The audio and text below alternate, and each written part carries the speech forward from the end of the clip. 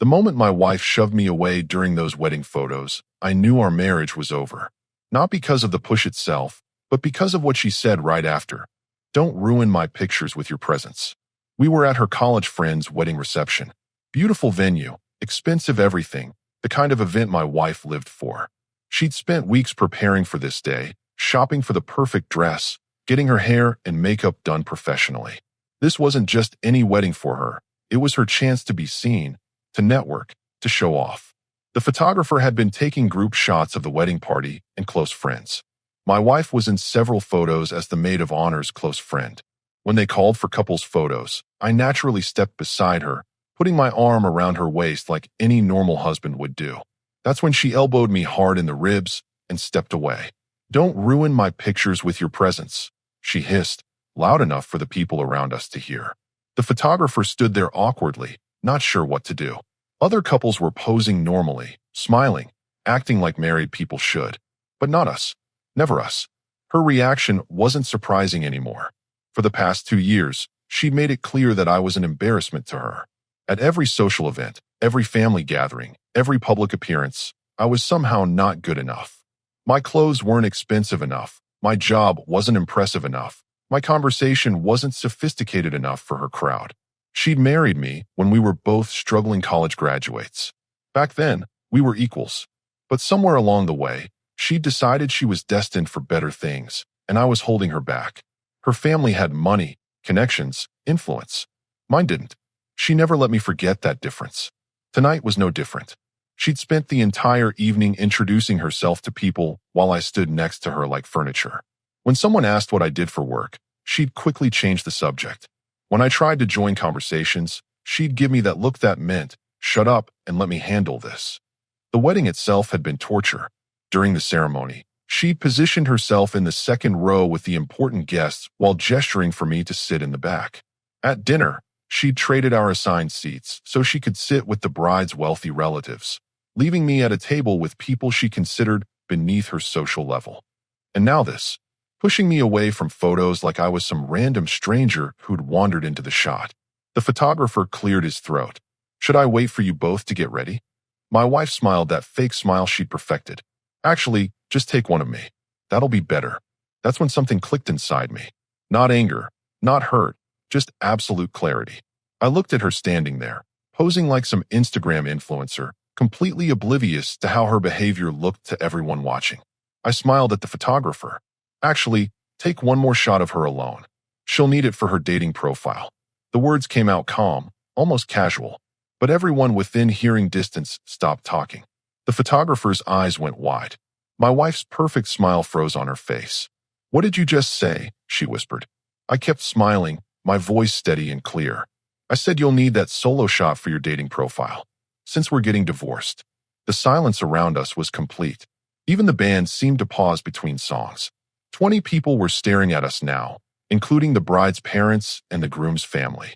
My wife's face went from shock to panicked in seconds. "You can't be serious," she said, her voice shaking. "This is neither the time nor the place for your jokes." "I'm not joking, and you're right about the timing. This is exactly the right time and place. Everyone here just witnessed you publicly humiliate your husband for the last time." The crowd around us was growing. Word spreads fast at weddings, especially when someone drops a bombshell like divorce in the middle of the reception. My wife grabbed my arm, her perfectly manicured nails digging into my sleeve. "We need to talk privately," she said through gritted teeth, trying to maintain her composure. "Now." "No, we don't. We've talked enough over the past 2 years. Tonight was just the final confirmation of what I already knew." She looked around desperately, realizing that half the wedding reception was now watching our drama unfold. The bride's mother was whispering urgently to someone, probably wondering if she should intervene. The groom's father was recording everything on his phone. "You're embarrassing yourself," she said, her voice getting higher. "Everyone's staring." "They're not staring at me. They're staring at you." The woman who just told her husband not to ruin her pictures with his presence. That hit home. She realized that everyone had heard her original comment, and now they were seeing her desperation. Her carefully crafted image was crumbling in real time. "I didn't mean it like that," she started, but I cut her off. "You meant it exactly like that. Just like you meant it when you told me not to order wine at dinner because I don't understand the wine list. Just like you meant it when you introduced me as just my husband to your boss instead of using my name. Just like you meant it when you told me to wait in the car during your sister's birthday party because I wasn't dressed appropriately for the photos. Each example made her face redder. She couldn't deny any of it because other people had witnessed these moments too. Her pattern of disrespect wasn't new. It was consistent. You're taking everything out of context, she said weakly. Context. The context is that you've spent 2 years treating me like an accessory you're ashamed to wear in public. The context is that you've made it clear that I'm not good enough for your lifestyle, your friends, your family, or apparently, your photos. The photographer had moved away to give us space, but I could see him whispering to the bride. She looked over at us with genuine concern. This was supposed to be her perfect day, and my wife's behavior was creating a scene that everyone would remember.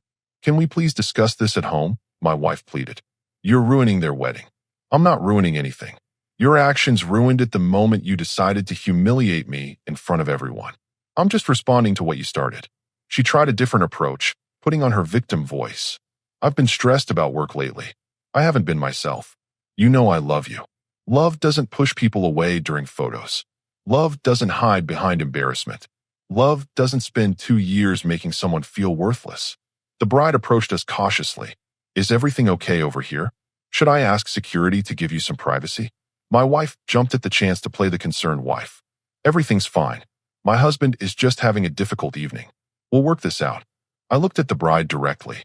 I apologize for the disruption on your special day. My wife and I are getting divorced, but that's our problem, not yours. Please don't let our situation affect your celebration. The bride's eyes went wide, but she nodded respectfully. I appreciate your honesty, and I'm sorry you're going through this. My wife's face turned pale. The bride, someone she desperately wanted to impress, had just acknowledged our divorce as fact. There was no going back from this moment.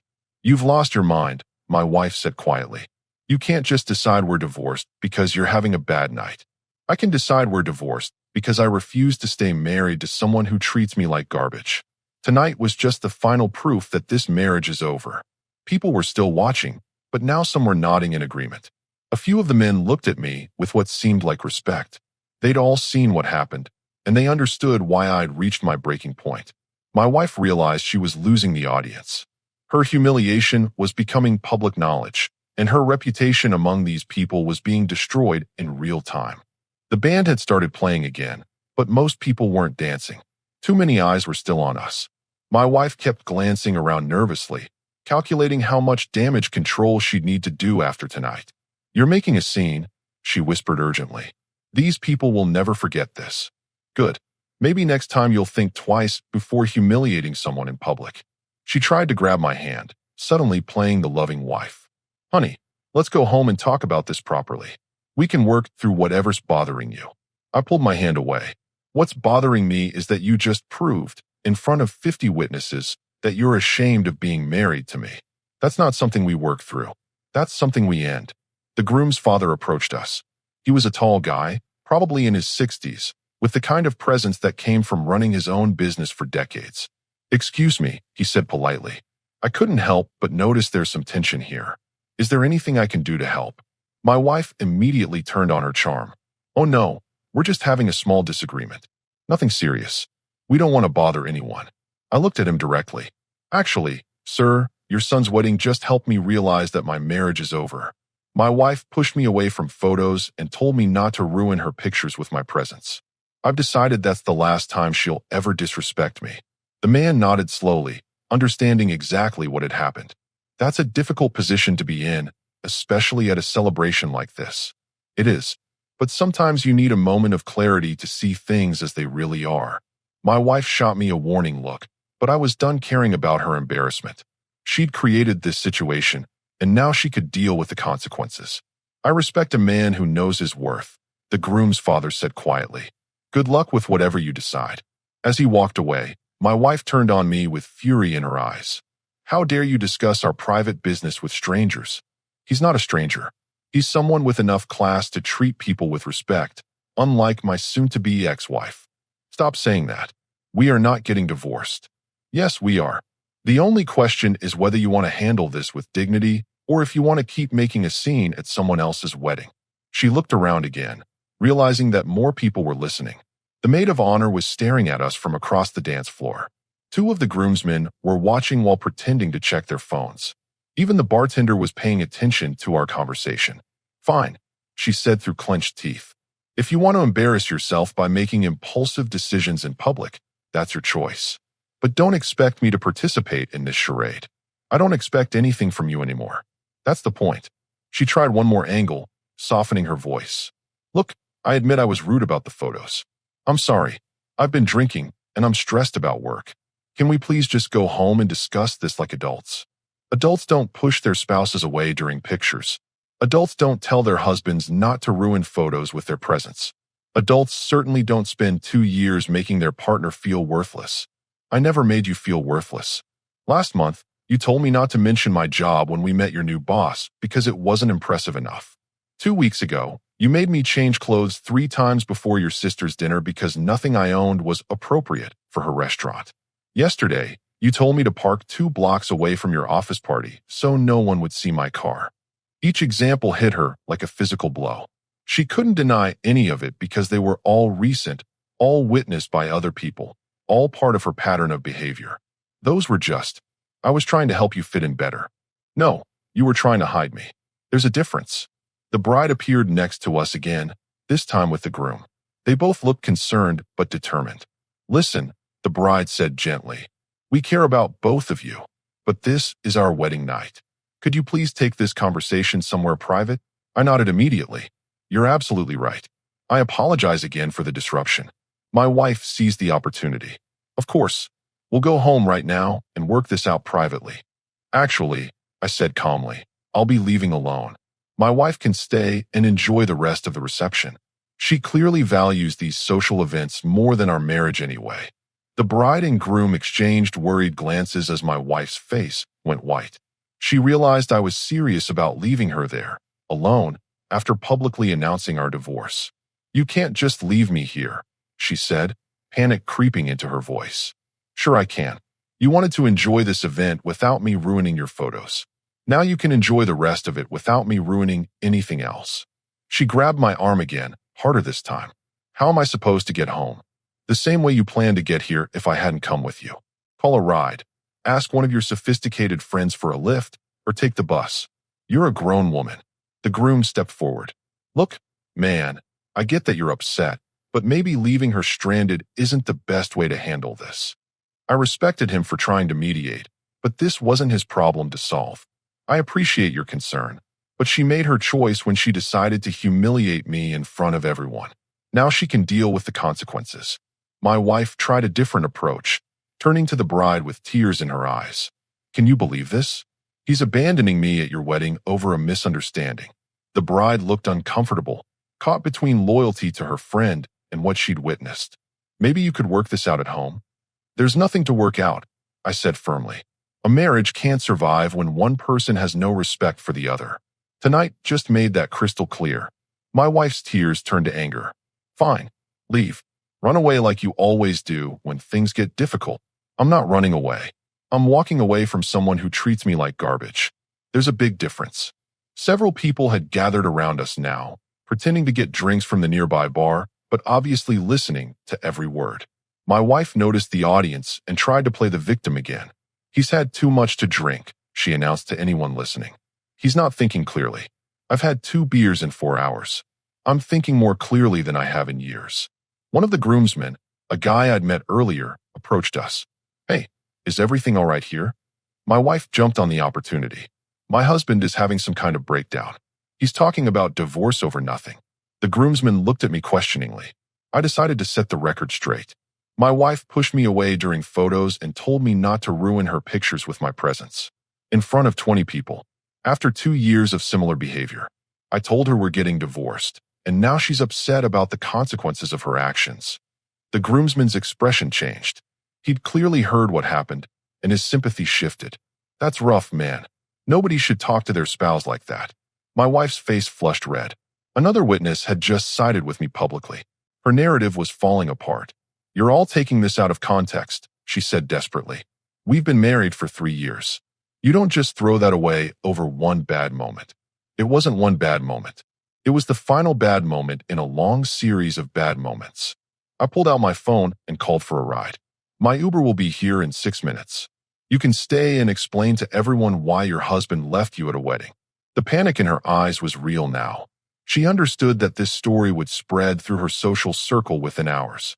The successful, sophisticated woman who got abandoned by her husband at a wedding after treating him like dirt. Please don't do this, she whispered. Not here. Not in front of these people. You should have thought about that before you decided to humiliate me in front of these same people. The bride touched my wife's arm gently. Maybe you should go with him. Work this out at home. I tried that, my wife said, shooting me a desperate look. He won't listen to reason. I checked my phone. For minutes. You might want to start thinking about how you're getting home.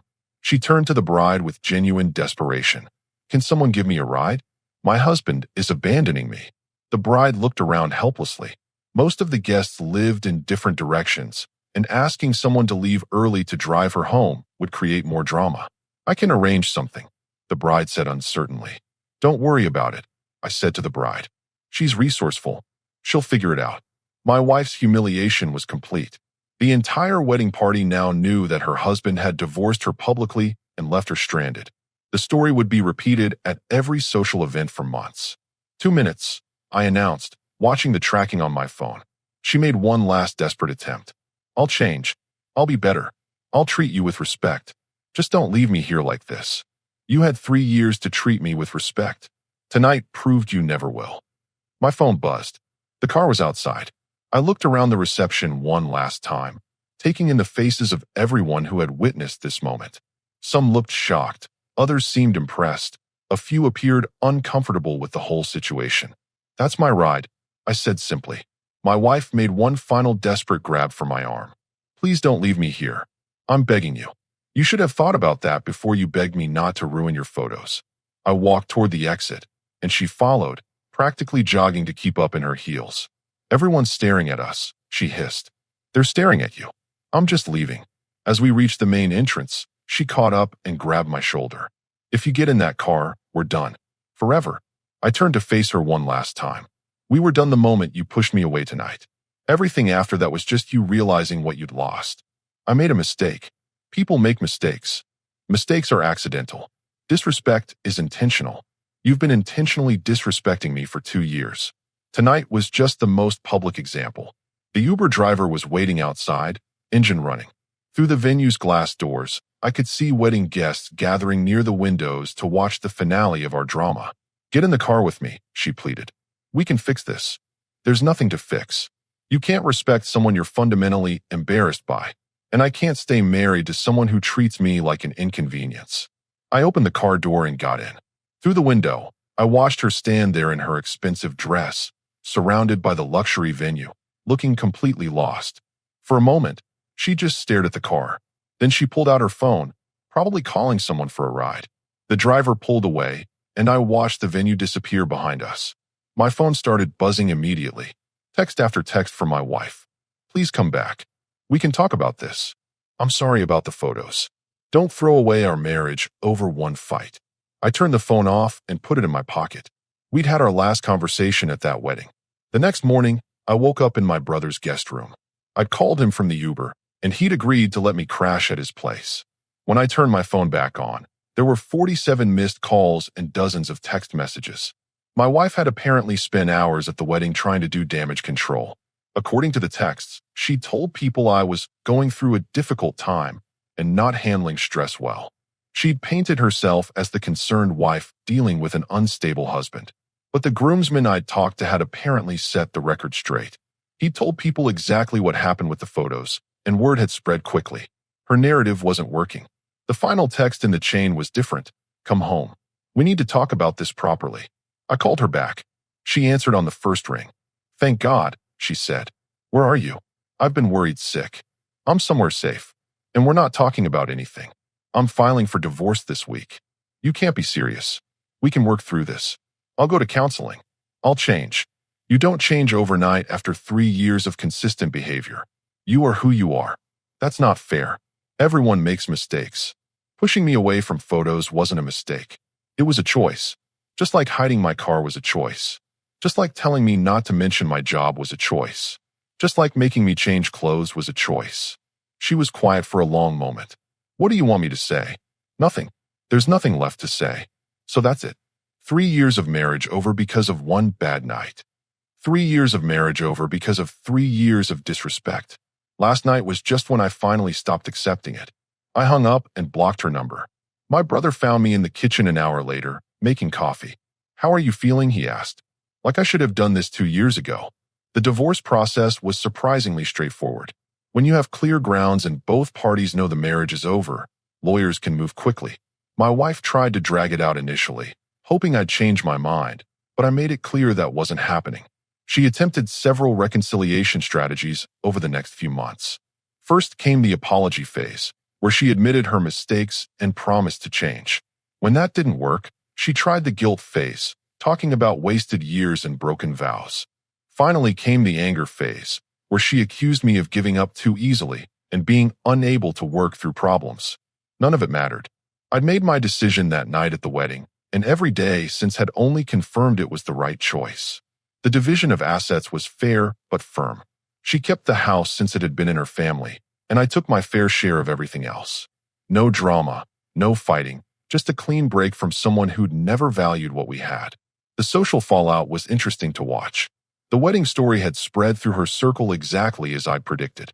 She tried to control the narrative, but too many people had witnessed what actually happened. Her reputation as the sophisticated, successful woman took a hit when people realized she'd been publicly divorced by her husband after humiliating him. 6 months after the divorce was finalized, she reached out one more time.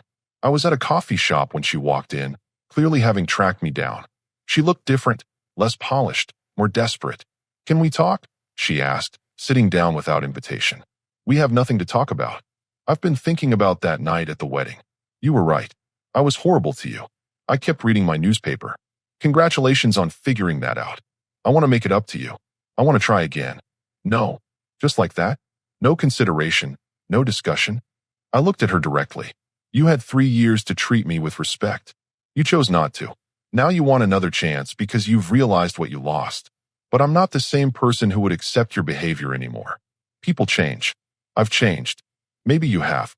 But I've changed too. I learned that I deserve better than someone who's ashamed of me. I'm not going backward." She tried a few more approaches, but I remained unmoved. Eventually, she left, and that was the last time I saw her. The best part about ending that marriage wasn't the freedom or the relief, though both were significant. It was discovering who I really was when I wasn't constantly trying to meet someone else's impossible standards. I started doing things I'd given up during our marriage. I reconnected with friends she'd considered beneath us. I bought clothes I actually liked instead of what she approved of. I took up hobbies she'd called embarrassing. I became myself again. Dating was different too. When you know your worth, you attract people who recognize it. I met someone 8 months later who was genuinely excited to introduce me to her friends and family. She bragged about my job instead of hiding it. She wanted me in photos, not because I looked good, but because she was proud to be with me. The contrast was startling. This new relationship reminded me what mutual respect actually looked like. My ex-wife, from what I heard through mutual acquaintances, struggled with dating after our divorce. The wedding story had made her somewhat notorious in social circles. Men who knew what happened were hesitant to get involved with someone who'd publicly humiliated her husband. She'd created her own reputation, and now she had to live with it. As for me, I learned that sometimes the most important decision you can make is knowing when to walk away. That wedding reception taught me that self-respect isn't negotiable. When someone shows you who they are, believe them the first time, not the 100th. The photo she'd wanted so badly, the one without me in it, turned out to be prophetic. She got exactly what she asked for, a life where I wasn't ruining her pictures with my presence. The only difference was that she got it permanently, and she got it alone. Sometimes the best revenge is simply giving someone exactly what they asked for.